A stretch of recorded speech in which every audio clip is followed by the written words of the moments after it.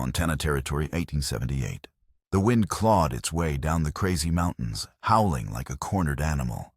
It scoured the single dusty street of Redemption, peeling paint from the false-fronted buildings and rattling the chapel windows with a frantic skeletal percussion. Inside, Odessa Eller stood before the preacher, the scent of dry wood and stale piety thick in her throat. Each word from the preacher's mouth was a hammer blow nailing her future to a man she did not know. Tears, hot and silent, tracked paths through the fine red dust that had settled like a blush on her cheeks. She was holding her breath, a small, futile rebellion against the sobs that threatened to tear from her chest, sharp and raw as breaking glass. Beside her stood the stranger, Nolan Nash. He was tall and sun-worn, his stillness a stark contrast to the wind's fury. He held a dark brown hat in his calloused hands, his knuckles white. A cattleman from the southern edges of the Bitterroot Valley, they had told her. A man of property. A solution. They had spoken only twice. The first time was when her brother Udia, his face pale with a gambler's sweat, had announced the arrangement. The second was when Odessa had pleaded with Nolan to refuse to let her be. He had said nothing, then just looked at her with deep-set, watchful eyes and given a single solemn nod, as if he understood the words she couldn't bring herself to say. Now, as the preacher droned on about duty and union, Nolan's voice came low, a whisper of warm air in the cold chapel meant only for her. "I'll make you smile someday." The words were so unexpected, so gentle, they struck her with the force of a physical blow. She looked up at him, her vision blurred by tears. He was not a handsome man, not in the polished way of the merchants and bankers who had once frequented her father's home. His face was a landscape of angles and lines, carved by sun and hardship, a testament to harsh winters and harder choices. But his eyes, they were steady, clear, and held a depth of kindness that felt utterly out of place in the brutal calculus of this transaction. She managed a shuddering breath, her focus drifting to the silver locket clutched in her hand. It was her last valuable possession, a smooth, cool weight against her palm. Inside, a miniature portrait of her mother smiled out her expression, one of serene confidence, a relic from a life that now felt like a half-remembered dream. The locket was her only anchor to that past, a tangible piece of the love she had lost. Suddenly, the chapel doors burst inward with a deafening crash. The wind shrieked through the opening, extinguishing half the candles and sending papers skittering across the floorboards. 4 men, their faces obscured by dusty bandanas, stormed into the room. Their leader, a man who moved with a predator's fluid grace, swept a theatrical gaze across the terrified congregation. Even with his face half hidden, his charisma was palpable, a chilling counterpoint to the long-barreled revolver in his hand. "Apologies for the interruption." "Preacher," he said, his voice a silken, mocking baritone that cut through the chaos. "But the First Bank of Redemption has just made a most generous contribution to our humble enterprise. We are merely collecting a few personal donations before we depart." Panic erupted. The townspeople scrambled for cover, their cries swallowed by the wind. 2 of the outlaws began moving through the pews, ripping jewelry from necks and purses from trembling hands. Odessa shrank back, pressing herself against Nolan, her hand tightening reflexively around the locket. Nolan moved, shifting his body to shield her. There was a change in him, a sudden hardening of his posture. The quiet cattleman vanished, replaced by someone coiled and dangerous, his eyes scanning the intruders with a practiced lethal calm. He was outnumbered and unarmed, but the stillness in him was more menacing than any shouted threat. The leader, who Odessa would later know as Silas Blackwood, seemed to sense it too. His gaze locked onto Nolan, a flicker of genuine interest in his eyes. But his attention was immediately diverted. One of his men, a hulking brute with piggy eyes, spotted the silver glint in Odessa's hand. "Look what we have here," the man grunted, lunging toward her. Nolan's arm shot out a barrier of hard muscle, but the outlaw was too quick. He shoved Nolan aside and snatched at Odessa's hand. She cried out a thin, desperate sound as his thick fingers tore the locket from her grasp, the chain snapping and biting into her skin. The locket fell open, and for a heart-stopping moment, her mother's smiling face was visible before the man's dirty fist closed around it. It wasn't a random act of greed. Odessa saw it in the way the man glanced back at his leader. Silas Blackwood gave a subtle, almost imperceptible nod of approval, his eyes fixed on Odessa, a cruel, knowing smile touching his lips. It was a calculated move in a game she didn't understand. This violent intrusion wasn't just about money. It was about her. They had taken the last piece of her past, leaving her with nothing but a stranger and a future that had just been christened in terror. The outlaws backed toward the door, their pockets heavy with stolen goods. "A pleasure doing business with you, fine people," Silas called out, tipping his hat with ironic gallantry. Then they were gone, swallowed by the dust and the wind, leaving behind a shattered silence and the lingering smell of gunpowder. Odessa stood frozen, her hand at her neck, where a raw red line marked the theft. The loss was a physical ache, a hollow space in her chest where her mother's memory had resided. Her arranged marriage, her brother's betrayal. It all paled in comparison to this sharp, brutal violation. Her quiet sorrow had been ripped away and replaced by a cold, terrifying void. Nalin placed a hand gently on her arm. She flinched. He immediately withdrew it. The preacher finally found his voice, stammering a prayer. Off to the side, Udia, her brother, was slumped against a wall, his face ashen. He wasn't looking at Odessa.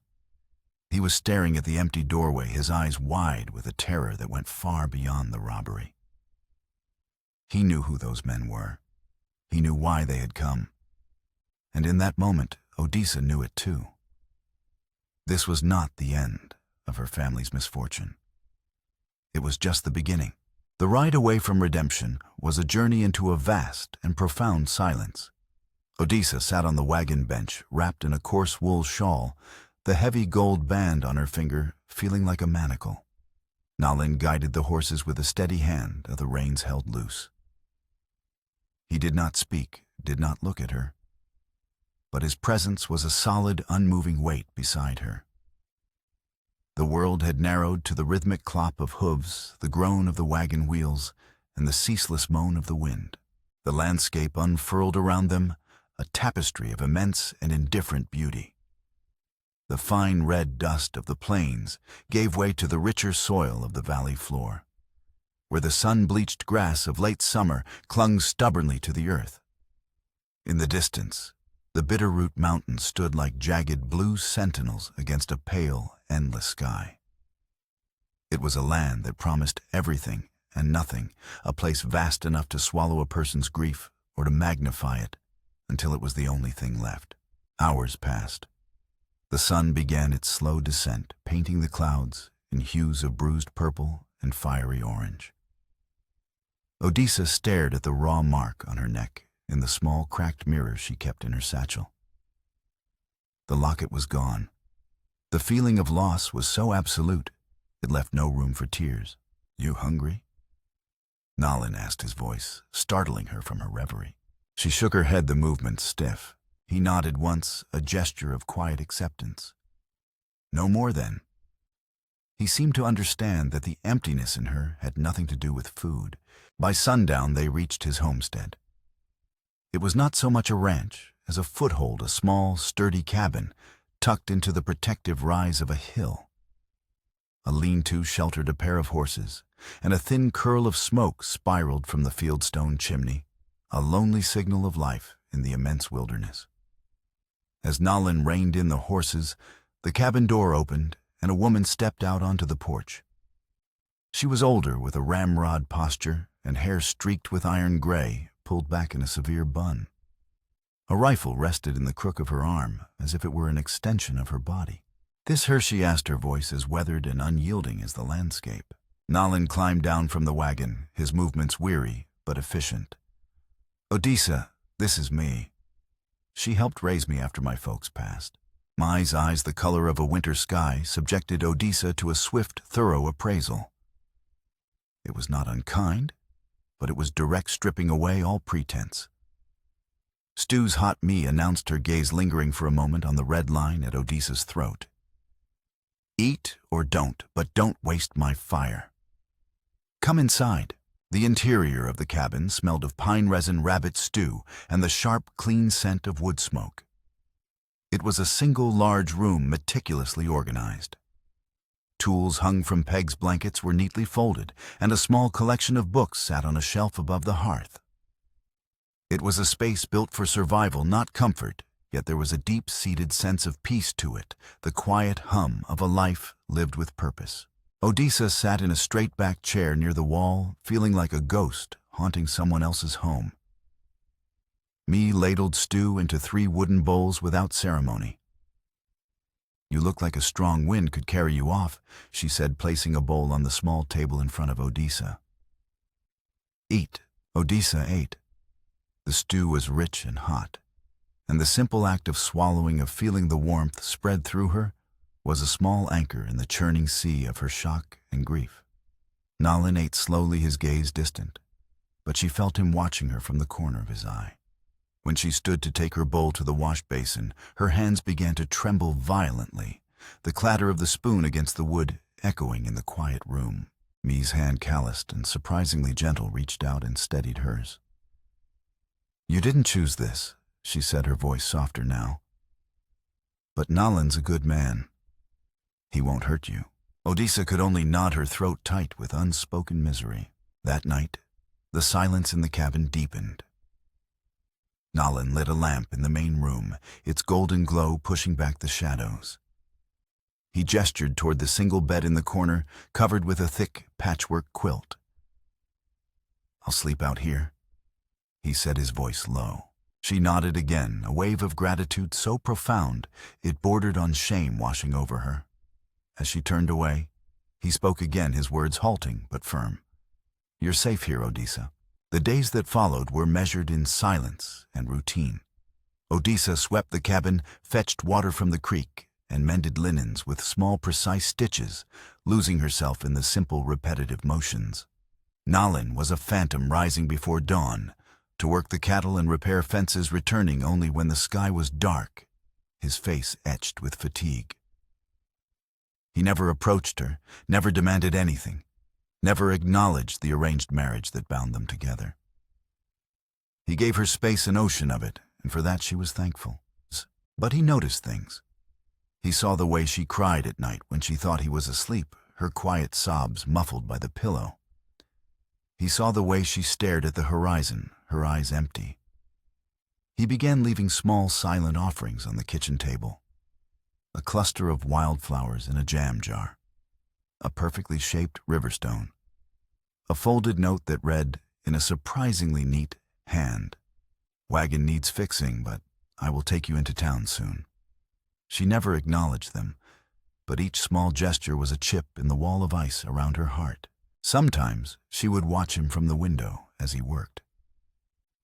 There was a relentless competence to him, a deep connection to the land and the animals in his care. But there was also a watchfulness. He would often pause his work to scan the ridgeline, his posture, not that of a rancher looking for stray cattle, but of a man expecting trouble. Late at night, she would hear him tossing in his sleep on the floor by the dying fire, his murmurs punctuated by sharp, distressed sounds. They were words she couldn't make out, but they sounded like warnings, like pleas. He was a man haunted by a past as surely as she was. One afternoon, seeking a moment of solitude, she explored the small shed behind the cabin. Among the neatly arranged tools and sacks of feed, she found a heavy locked chest. It was old-bound with iron straps and tucked away under a pile of burlap sacks as if someone wanted it forgotten. She ran her fingers over the cold metal lock, a sudden, intense curiosity piqued. What secrets did this quiet, haunted man keep locked away?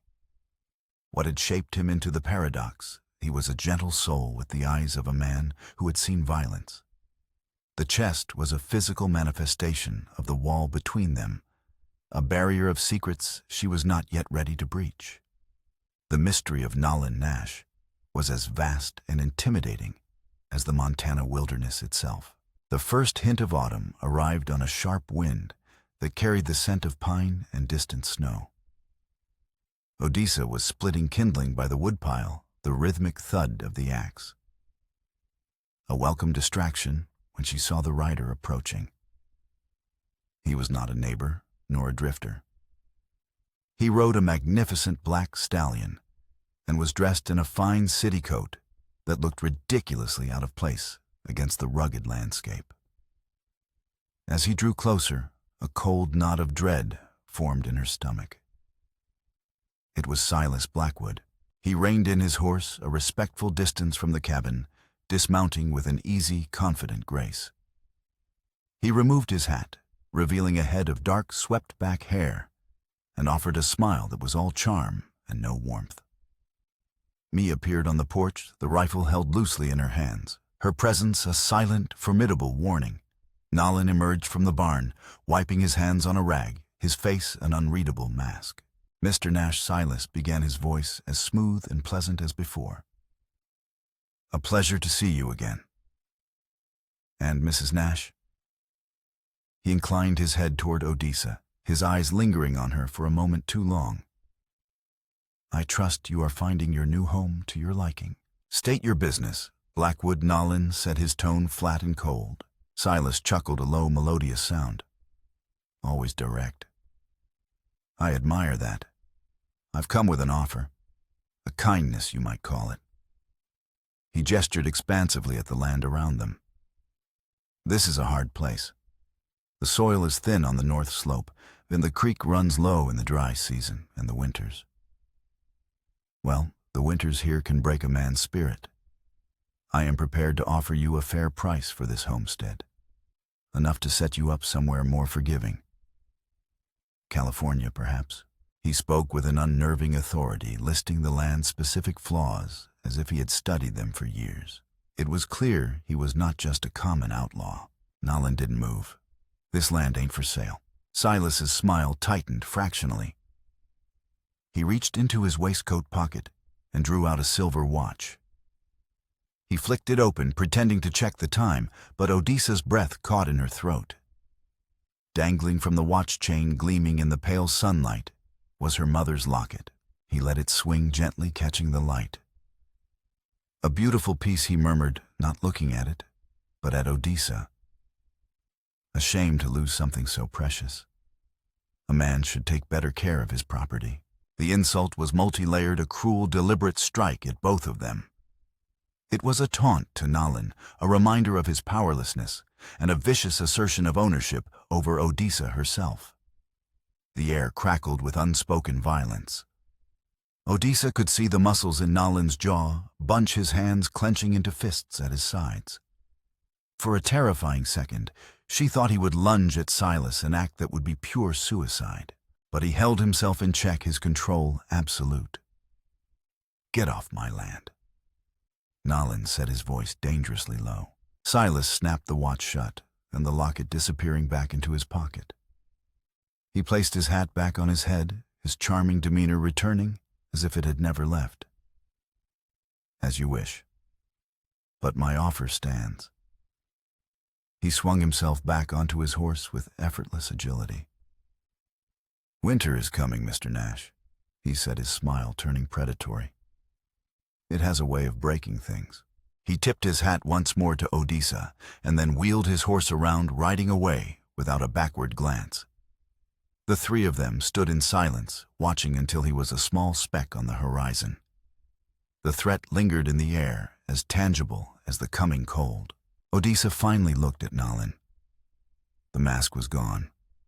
In his eyes, she saw a simmering rage, but beneath it, something else, a deep, weary resignation, as if this were a battle he had been fighting for a very long time. "Who is he?" she asked, her voice barely a whisper. Nalin's gaze met hers, and for the first time, he did not look away. "Trouble," he said, his voice rough. "Trouble we can't outrun." That night, The quiet in the cabin was different. It was no longer the silence of strangers, but the heavy, watchful silence of allies facing a common enemy. The external threat had breached their isolation, forcing them together. Odessa now knew with chilling certainty that the chaos of her wedding day was not a random misfortune. It was the opening salvo in a war, and their small homestead was the battlefield. Blackwood's threat proved to be more than just words. 2 weeks later, the creek that watered Nalin's land slowed to a muddy trickle. Nalin rode upstream and found the cause a crudely but effectively constructed dam of logs and rock diverting the water's flow. It was a death sentence. The small herd of cattle, their primary source of income, was already showing signs of thirst, their lowing calls filled with distress. The earth in Odessa's vegetable garden began to crack. Desperation settled over the homestead like a shroud. "I can tear it down." Nalin said, his face grim as he returned at dusk, "but they'll just build it again. He wants to choke us out." That night, Odessa couldn't sleep. She sat at the kitchen table, the lamp turned low, staring at a map of the territory that hung on the wall. It was a vague, imprecise document with vast areas marked only as unsurveyed. She remembered conversations from her childhood, her father and his friends talking about the land, about old springs and forgotten trails. Her mind, sharp and accustomed to detail from years of running her father's household, began to sift through fragments of memory. The next morning she approached Nalin as he prepared to ride out with an axe. "Wait," she said, her voice firm. "Tearing it down is what he expects. It's a waste of energy." She pointed to a spot on the map, a cluster of hills several miles to the east. "My father once spoke of a trader who lost his way in a storm in these hills. He said he survived by finding a spring-fed cistern one the old tribes used. He called it Whisper Spring because you could only find it by listening for the water running under the rocks." Nalin studied the map, then looked at her, a flicker of surprise in his eyes. "It's a long shot. That's rough country." "It's the only shot we have," she countered. "We'll need to dig a new channel if we find it. It will take both of us." He considered her for a long moment, his gaze assessing her not as a fragile bride, but as a potential partner. "All right," he said finally. "Get what you need. We leave in an hour." The journey into the hills was arduous. They led a pack mule loaded with shovels, picks, and canteens of their dwindling water supply. The terrain grew steep and treacherous, covered in loose scree and thorny brush. They moved in a focused silence, communicating with hand gestures and brief, practical phrases. A bond began to form between them, forged not in words, but in shared labor and mutual reliance. He would point out a loose rock in her path. She would pass him a canteen before he had to ask. On the second day, the sky turned a bruised, sickly yellow. A sudden, violent thunderstorm rolled in, trapping them in a narrow ravine. Rain fell in blinding sheets, turning the dry ground into a torrent of mud. They huddled together under a rocky overhang, the noise of the thunder deafening. In the cramped space, their shoulders pressed together. Odessa found herself taking comfort in his solid presence, in the steady, calm rhythm of his breathing amidst the storm's fury. The storm broke as quickly as it had arrived, leaving the air clean and cold. They found the spring on the third day. It was just as her father's story had described, a small, hidden basin of crystal-clear water seeping from a fissure in the rock face, its sound a faint whisper beneath the earth. The relief was so overwhelming that Odessa felt her knees buckle. Nalin caught her arm, his grip strong and steadying. Their eyes met, and in that shared moment of victory, a significant wall between them crumbled. The work that followed was backbreaking. For 4 days they dug a narrow trench, rerouting the spring water toward their land. They worked from sunrise to sunset, their muscles aching, their hands blistered and raw. They spoke more during those 4 days than they had in all the weeks prior, not of their pasts, but of the task at hand, of the soil, of the angle of the trench. They learned each other's rhythms, anticipating the other's needs. He saw her unyielding resolve, a core of steel beneath her quiet exterior. She saw his deep knowledge of the land, the way he could read the contours of the earth, like a book. One evening, as they shared a meager meal of jerky and hardtack by a small fire, she noticed him staring at her hands. They were caked with dirt, the nails broken a stark contrast to the soft, manicured hands of the woman he had married. She instinctively tried to hide them. "Don't," he said quietly. "They're good hands, honest hands." On the final day, they broke through the last stretch of earth. A trickle of water appeared, then grew into a steady stream flowing down the newly dug channel toward their homestead. They stood side by side, covered in sweat and grime, and watched the life-giving water make its journey. Without thinking, Odessa reached out and placed her hand on Nalin's arm. He didn't pull away.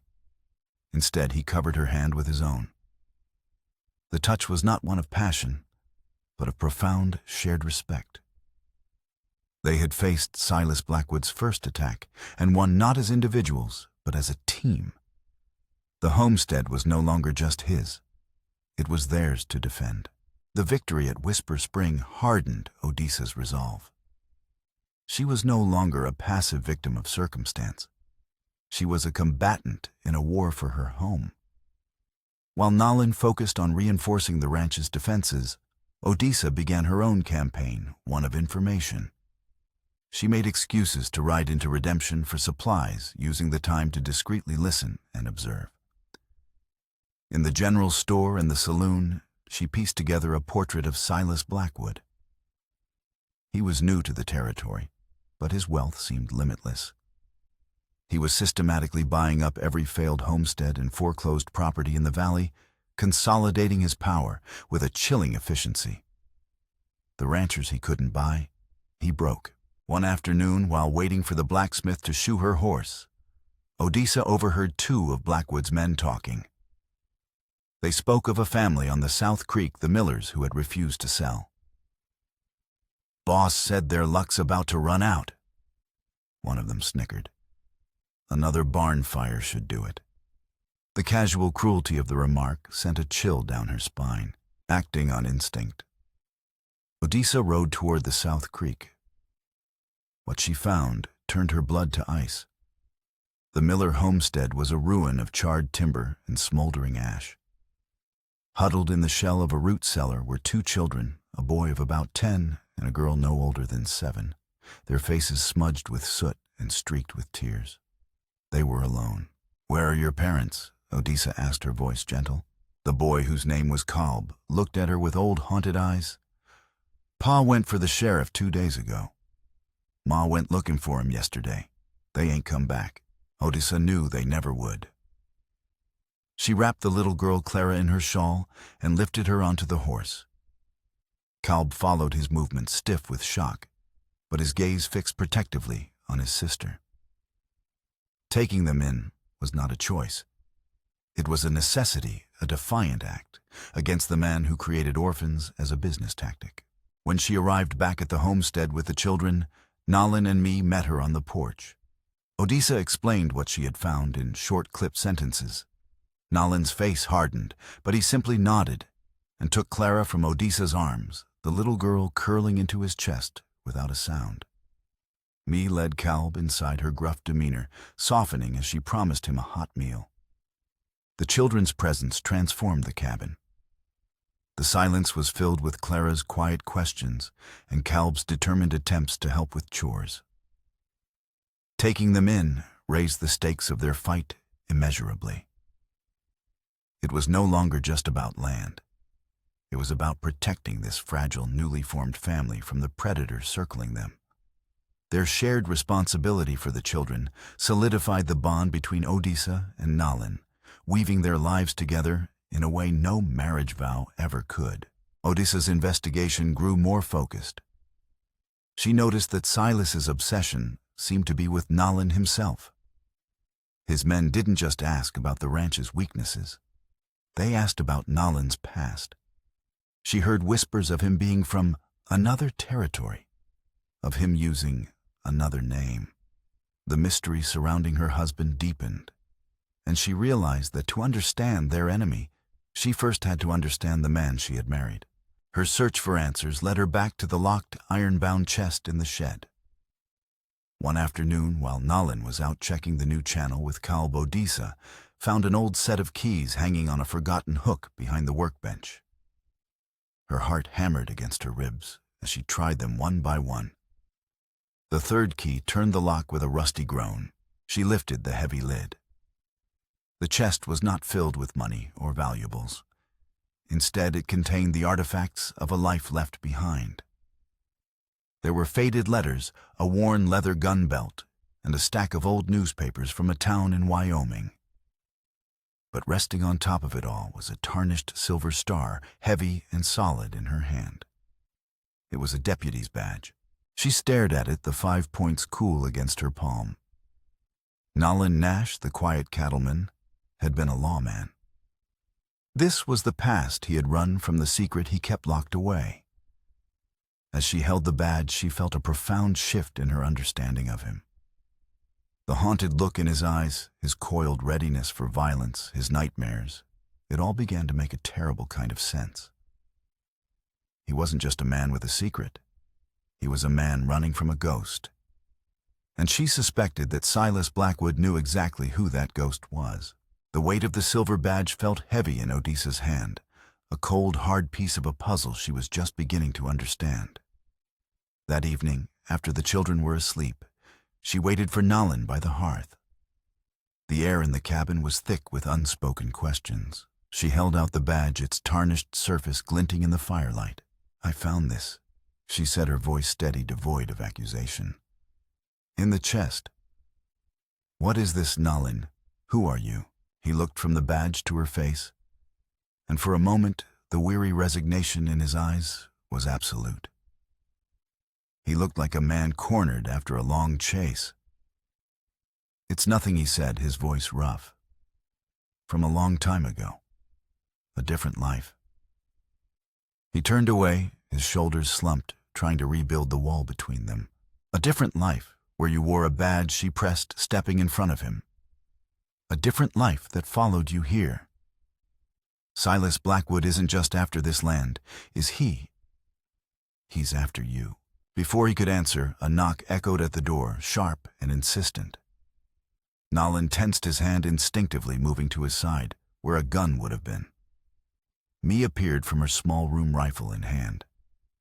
But it was not Blackwood's men. It was an old trapper named Jed, a man who passed through the valley once or twice a year, his face a road map of wrinkles, and his clothes smelling of beaver pelts and wood smoke. "Howdy, Nalin." Jed grunted as he stepped inside, shaking the evening chill from his coat. "Good to see you're still in one piece." He squinted at Nalin in the dim light, his eyes sharp. "Though you're looking a sight older than when I last saw you back in Wyoming. Still can't believe what you did, Deputy Nash. Facing down the Blackwood gang like that." The name hung in the air, electric and damning. Deputy Nash. Blackwood gang. Odessa's blood ran cold. The old trapper, oblivious to the bombshell he had just dropped, accepted a cup of coffee from Mee and began rambling about the price of furs.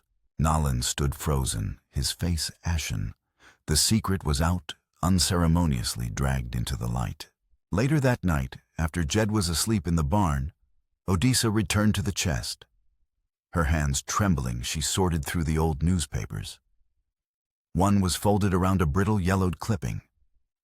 The headline read, "Deputy Marshal Ends Outlaws, Reign of Terror in Fiery Duel." The article detailed the exploits of a notorious outlaw, Jedediah Blackwood, and his final confrontation with a young deputy marshal named Nalin Nash. It described a duel, a fight Jedediah had forced, which had ended with the outlaw dead in the street. Her eyes scanned the last paragraph, and the final piece fell into place with sickening clarity. Jedediah Blackwood is survived by a single son, Silas, age 17, who swore vengeance upon his father's killer at the graveside. Silas Blackwood. The name was not a coincidence. It was a legacy. His entire campaign, the ruin of her brother, the theft of her locket, the terrorizing of their neighbors, the constant cruel pressure, it was not about land or money. It was a meticulous, patient, and deeply personal revenge, a decade in the making. He was systematically destroying Nalin's new life, piece by piece, before taking Nalin himself. A secondary, even more chilling detail caught her eye. The article mentioned a key witness to the duel, a local merchant who had corroborated the deputy's account that it was a fair fight. The merchant's name was Elias Vance. Odessa felt a wave of nausea. Elias Vance had been her father's business partner, the man who had vanished without a trace shortly after the duel, precipitating the collapse of her family's finances. Silas's revenge had not just found her by chance. Its tendrils had been wrapped around her life for years, slowly pulling her into its center. Her quiet suffering had never been random. It had been orchestrated. The revelation was a physical blow, leaving her breathless. She looked over at Nalin, who sat staring into the fire, the weight of his past finally crushing him. He was not just a stranger she had been forced to marry.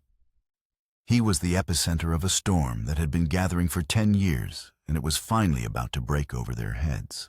The storm broke 2 days later.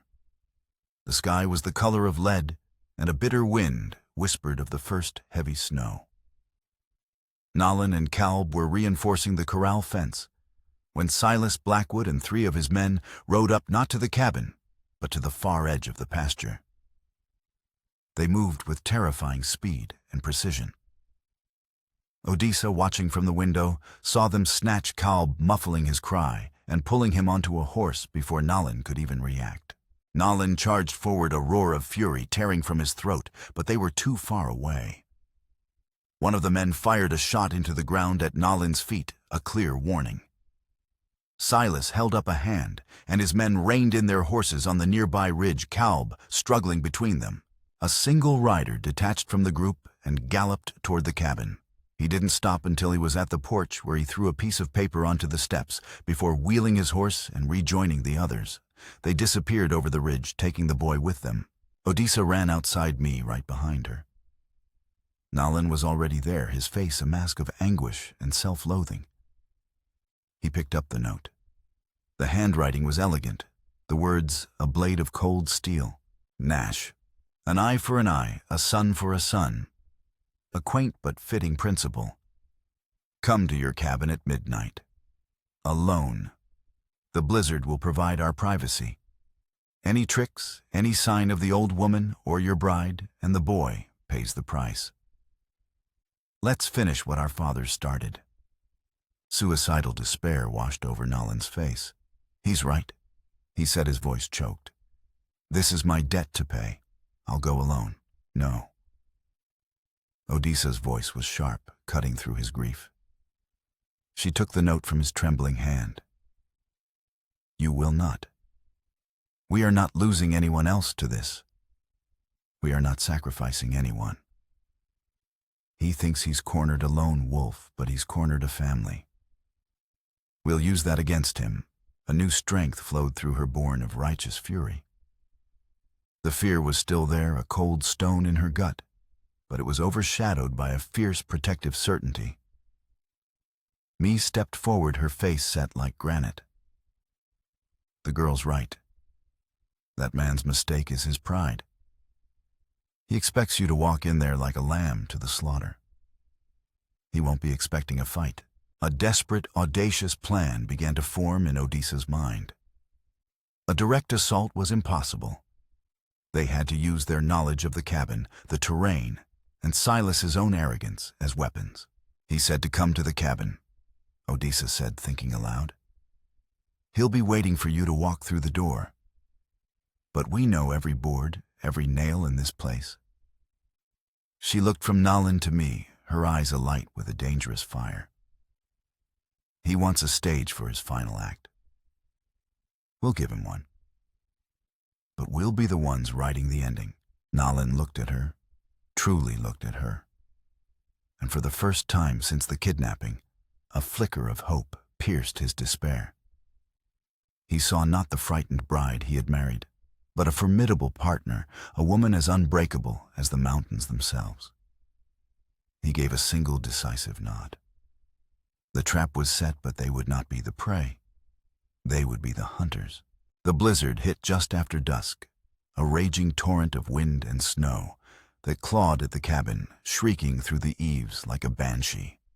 Inside, a single lamp cast long, dancing shadows that turned familiar objects into monstrous shapes.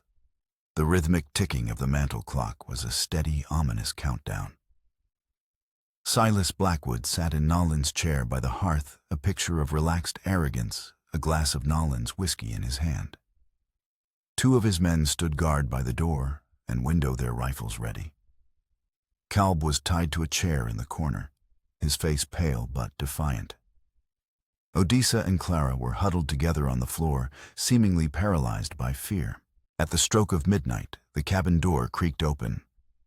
Nolan stepped inside, his hands raised in surrender.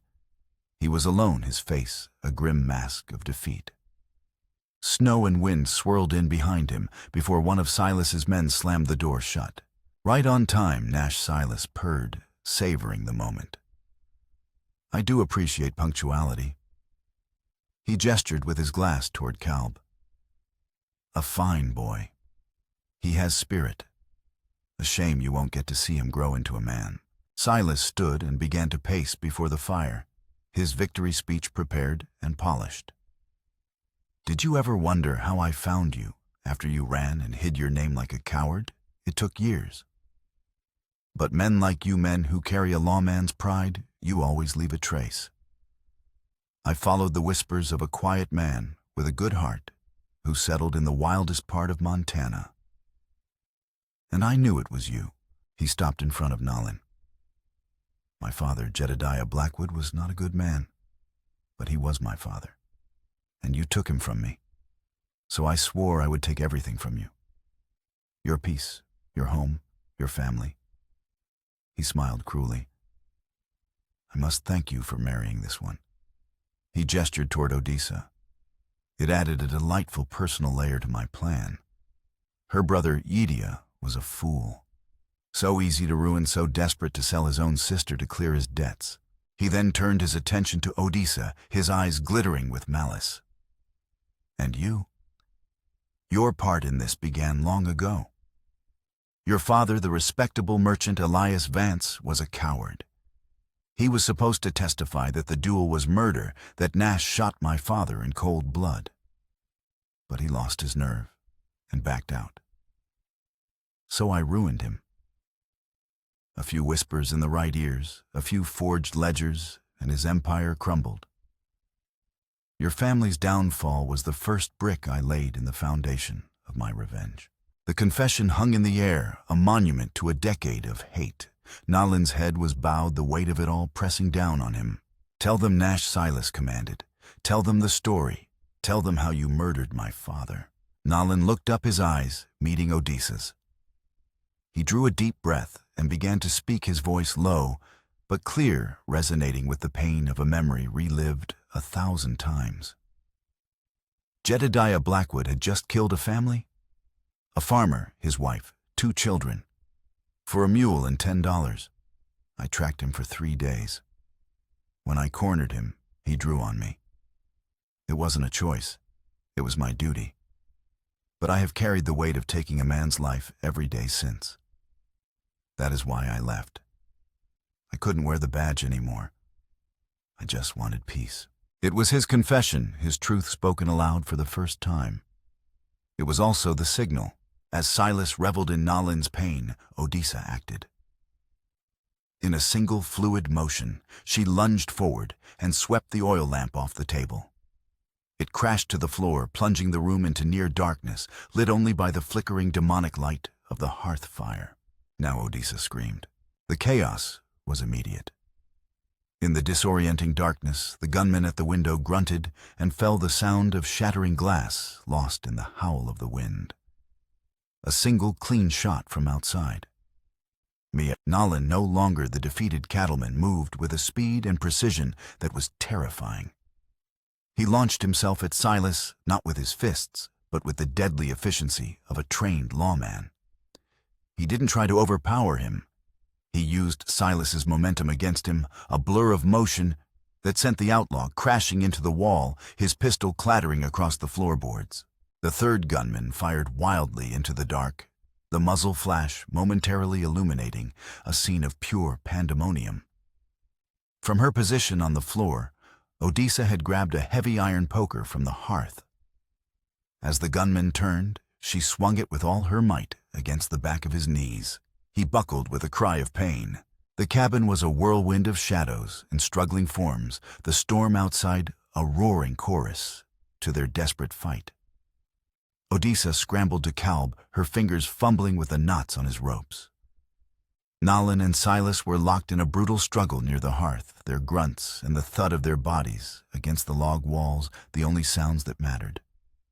It was not a duel of honor. It was a primal fight for survival in the heart of the storm. The blizzard broke with the dawn. A pale, watery light filtered through the shattered window, illuminating a scene of quiet devastation.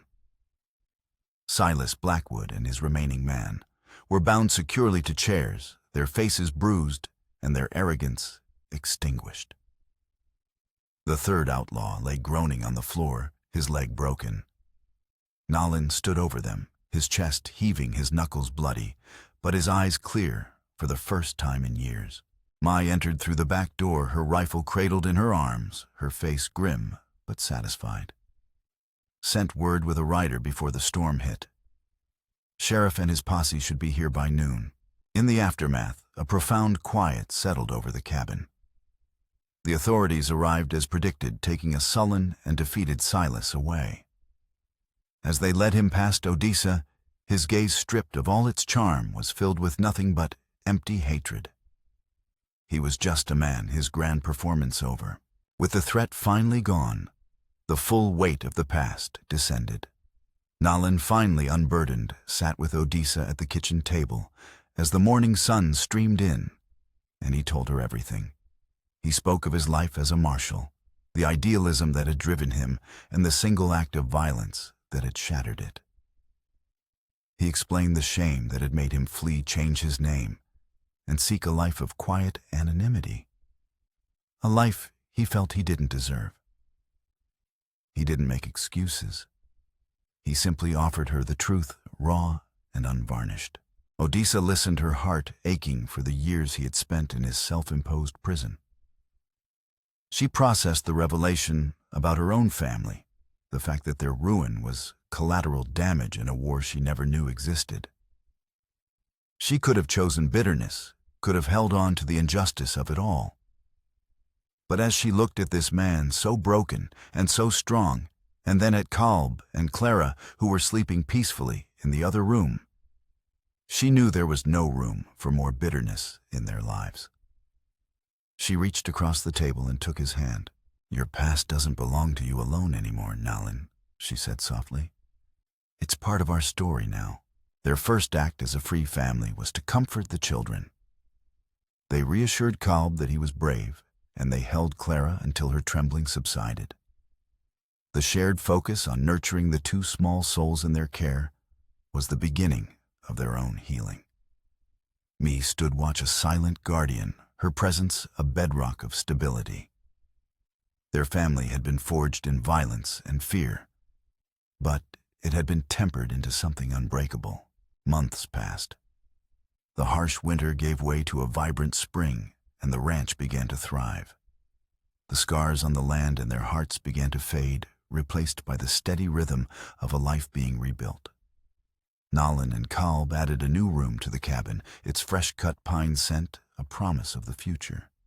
Odessa planted a garden that exploded with color, and Clara's laughter became a common sound, chasing away the last of the shadows. One afternoon in late summer, the post rider delivered a letter.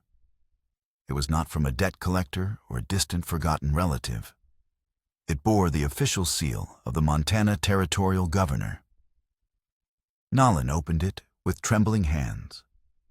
Silas Blackwood's trial had brought the full true story of the Jedediah Blackwood duel to light. Old testimonies had been re-examined, and Nolan's actions had been reviewed. The letter was a formal pardon for his desertion of his post and an official commendation for his bravery. His old name, Nolan Nash, was cleared.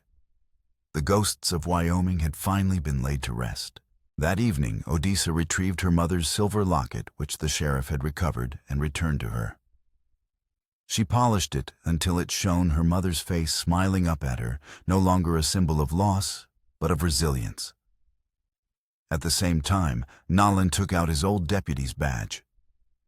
He worked at it with a soft cloth, burnishing the tarnished silver until the star gleamed as brightly as it had a decade ago. In a quiet, unspoken ceremony, they stood before the mantelpiece in the main room of their expanded home. Odessa hung the locket on a small brass hook. Then Nolan hung his polished badge right next to it. The two silver objects, one representing a past of sorrow and the other a past of shame, hung side by side, no longer hidden away, but openly displayed, integrated into the foundation of the new life they had built together. Later, the four of them, Nolan, Odessa, Kalb, and Clara, gathered on the porch. They watched the sun set over the Bitterroot Valley, bathing the mountains in a spectacular blaze of gold and crimson. A gentle breeze moved through the tall grass, carrying the scent of pine and rich earth. Nolan reached out and took Odessa's hand, his touch warm and familiar. He didn't need to promise to make her smile anymore. She already was.